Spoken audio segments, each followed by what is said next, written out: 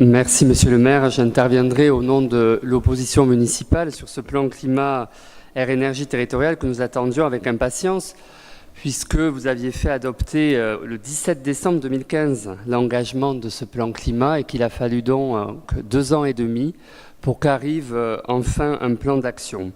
Nous avions unanimement voté la stratégie de ce plan climat qui était assez ambitieuse, même si d'autres territoires ont été encore plus loin, mais moins 40% d'émissions de gaz à effet de serre. En effet, sur un territoire comme Toulouse Métropole, c'est un objectif ambitieux que nous partageons. Mais force est de constater que nous avons été déçus de ces propositions qui, je vais y revenir rapidement, parce que ça sera dur de passer en détail toutes les actions, mais qui, pour l'essentiel, reprennent des actions déjà engagées ou déjà réalisées et l'essentiel de l'impact ne sont pas à la hauteur. Alors ce plan climat, il dit s'appuyer justement sur le bilan du précédent. Et nous aurions trouvé intéressant justement que ce soit vraiment le cas, parce que la réalité, c'est que nous n'avons rien, Monsieur Chollet, du bilan justement du plan climat-énergie territorial précédent. Et il est quand même curieux d'engager un nouveau plan climat sans même faire l'évaluation du précédent. Vous dites pourtant en avoir retenu quelques éléments de recommandations stratégiques et méthodologiques qui auraient pu effectivement être pris en compte, notamment le fait, vous avez pointé, vous dites impliquer plus les communes et les acteurs économiques notamment, mais je relève pour ma part que sur ce sujet, il n'y a rien dans la méthode proposée sur le plan d'action pour les associés, alors que nous avions dans le précédent plan climat-énergie territoriale un pôle qui s'appelait ECOFIC qui réunissait justement les acteurs économiques et financiers. Je ne dis pas que c'était l'outil idéal, mais pour le coup, je ne vois qu'un recul et rien de proposer par rapport pourtant à une recommandation que vous aviez pointée. Sur la méthodologie, vous dites qu'il y a une déclinaison des objectifs quantitatifs pour être dans une logique de résultat et donc, ça voudrait dire, de mon point de vue, j'imagine, des éléments beaucoup plus précis en termes d'indicateurs.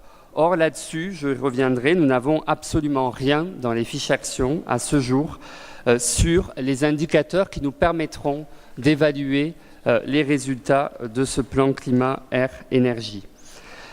Concernant la méthode aussi que vous avez employée, vous avez mis en avant tout le volet de concertation, mais pour avoir participé moi-même à plusieurs forums dont vous avez cité les dates et eu d'écho d'autres ateliers, notamment pour les associations, ne serait-ce que la méthode utilisée pour organiser ces temps, on était dans de l'information descendante, un petit temps de questions-réponses, pas du tout dans l'esprit de co-construction, pas du tout dans l'objectif justement de partager réellement des actions, voire peut-être un suivi de ce plan climat, air, énergie territoriale. Et j'y reviendrai dans le suivi. Je pense qu'il serait intéressant de faire participer des structures externes associatives qui pourraient assurer un suivi indépendant et extérieur à notre collectivité.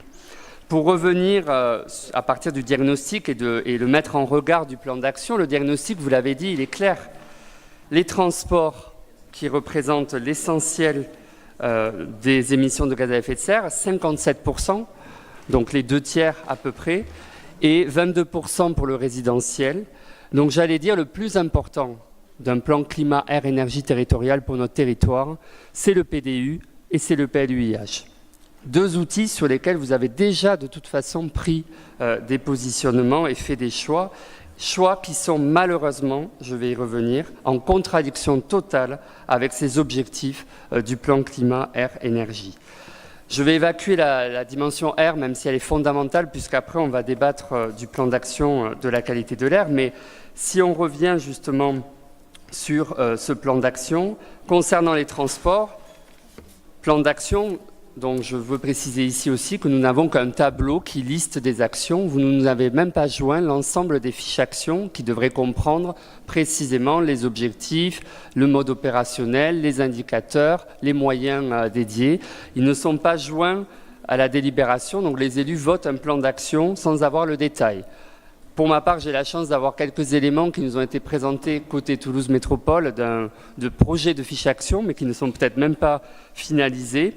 Du moins, je l'espère, parce que pour l'essentiel, ces fiches actions, elles sont dénuées de chiffres concernant justement l'essentiel, à savoir quels moyens on met en œuvre, quel calendrier et quels indicateurs pour évaluer la réalité dans la mise en œuvre de ces actions. Alors sur les transports, rapidement, on retrouve effectivement tous les projets du PDU, sans surprise, j'allais dire. Donc on ne va pas refaire le débat ici, mais nous redisons quand même que le plan mobilité, il prévoit d'augmenter de plus de 10% le trafic routier, contradictoire avec ses objectifs. Il prévoit d'augmenter de 12% les émissions de gaz à effet de serre.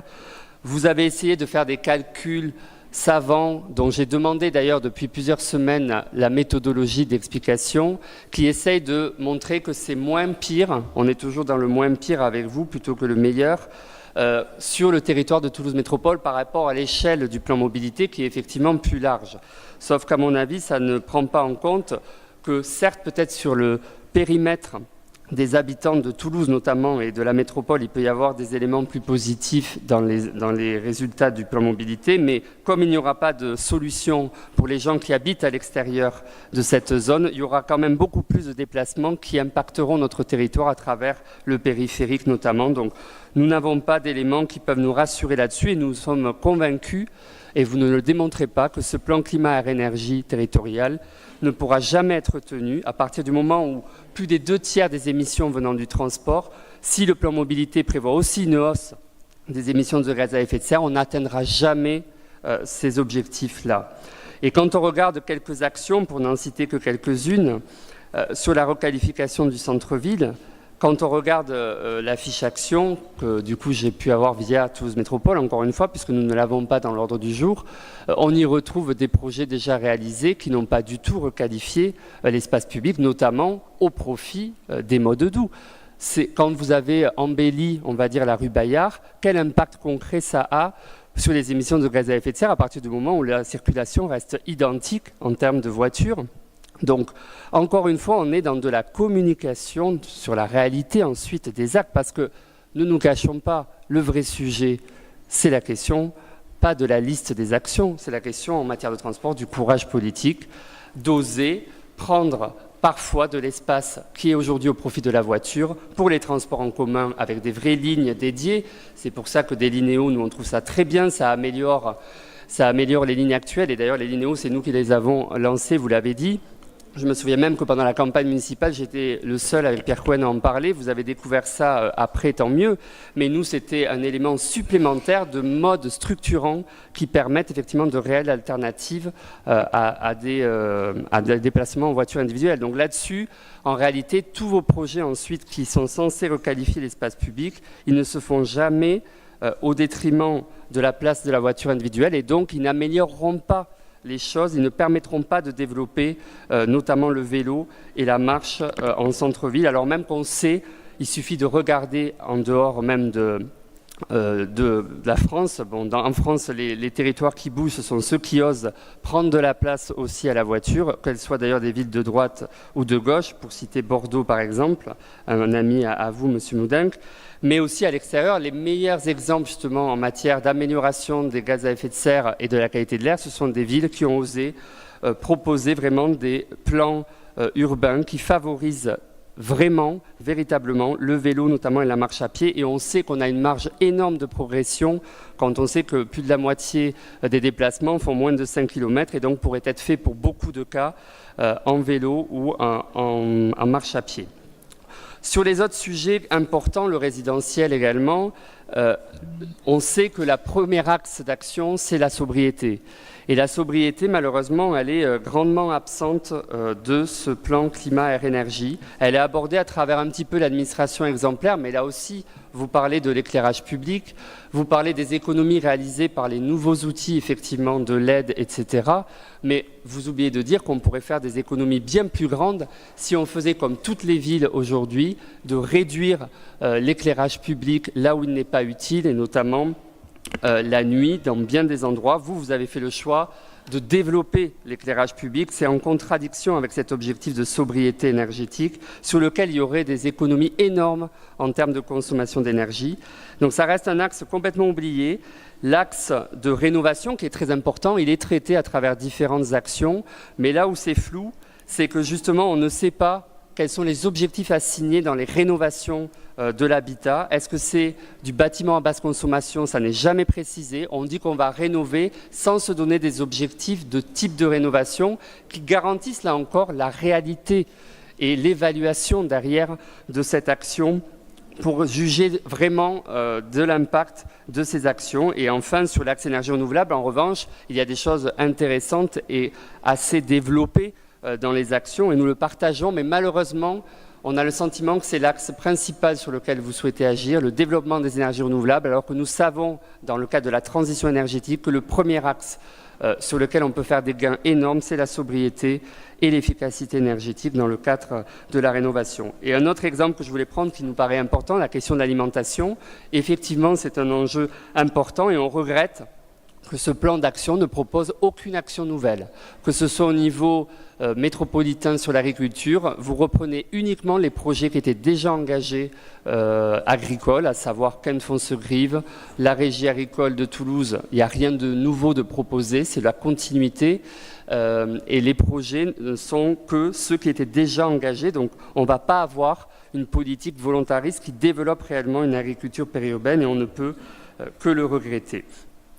Donc du coup, et quand on revient sur le plan d'action plus ville, pour terminer, là c'est encore plus éloquent puisque vous avez fait une annexe spécifique sur la contribution de la ville. Les couleurs, c'est vert réalisé, zéro action. Ce n'est pas moi qui le dis, c'est vous-même. Il n'y a aucune action réalisée à Toulouse pour le plan climat-air-énergie territorial, c'est votre document. Et sur les actions programmées, actions en cours, on a déjà parlé de l'éclairage public, mais pour le reste, par exemple, une charte de l'arbre, mais est-ce qu'on a besoin d'une charte pour savoir que des arbres, on a besoin d'en planter des centaines et des milliers à Toulouse, puisque c'est un enjeu fondamental pour l'adaptation au changement climatique, pour avoir des îlots de fraîcheur. Vous nous proposez une charte de l'arbre, honnêtement, ce serait risible si ça n'était pas aussi grave en termes d'enjeux de vie humaine, tout simplement, la question du réchauffement climatique. Donc ces éléments rapidement brossés, et j'ai donc évacué la question de l'air que je renvoie à notre débat ultérieur, nous amène à vraiment nous inquiéter sur la capacité de ce plan d'action à atteindre les objectifs que nous avons unanimement votés et que nous partageons en termes d'objectifs. Ça ne remet pas en cause un certain nombre d'actions positives et moi je souhaite quand même, pour le coup, saluer les services qui ont fait un travail énorme puisque la réalité c'est que vous avez demandé en 6 mois à des services qui viennent d'arriver de faire un travail considérable. Donc vis-à-vis des services, j'allais dire, on ne peut être qu'indulgent, mais vis-à-vis des enjeux, par contre, de notre territoire et du retard que vous avez pris dans la mise en œuvre de ce plan d'action, on est d'autant plus déçus qu'au bout de 2 ans et demi, ce plan d'action ne permettra pas d'atteindre les objectifs nécessaires que nous nous sommes collectivement fixés et c'est pourquoi nous devrons nous abstenir sur ce plan d'action.